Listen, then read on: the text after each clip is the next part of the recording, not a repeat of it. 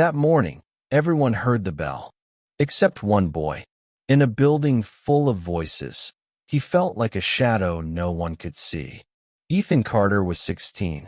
Not failing, not thriving, just fading. His mother worked nights at the hospital. His father hadn't come home in years. He drew cities where no one laughed at the wrong time, where the windows stayed warm in winter.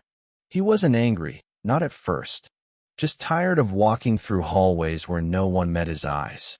He reached out once, sent an email to the school counselor asking, "Do people ever disappear without dying?" No one replied. There were warning signs, small ones. An essay about a storm that wipes out a city built on lies. A sketchbook that grew darker by the week.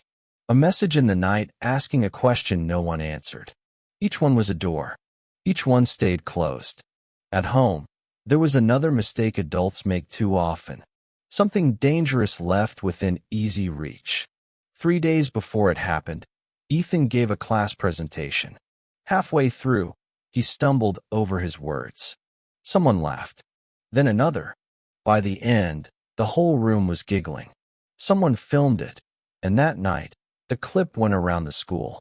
The mute genius, they called him. Hundreds of comments. Some cruel, some joking. He read them all. And in that silence that follows humiliation, he told himself a lie lonely people tell. If I make it stop, they'll finally listen. My name is Sophia. I sat 2 rows behind him in history. He wasn't a monster, but what he did was monstrous. This story is for the friends we lost, and for the doors we didn't open when they were knocking the loudest. At 10:17 that morning, the bell rang again. A teacher stopped him in the hallway. "Ethan, where's your pass?" she asked. He didn't answer. She saw something in his eyes, not anger, not hate, just emptiness. Then there was a sound, small, sharp, final, and the world exploded in noise. Alarms, footsteps, screaming, doors slamming shut. In room 212, a girl whispered into her phone, "Mom, please don't come."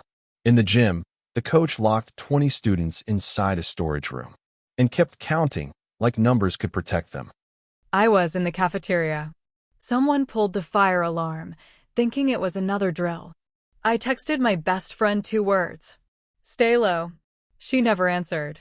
Between the lockers and the science wing, Ethan stopped walking. Through the window at the end of the hall, he could see the playground, the sky, the world he'd just lost.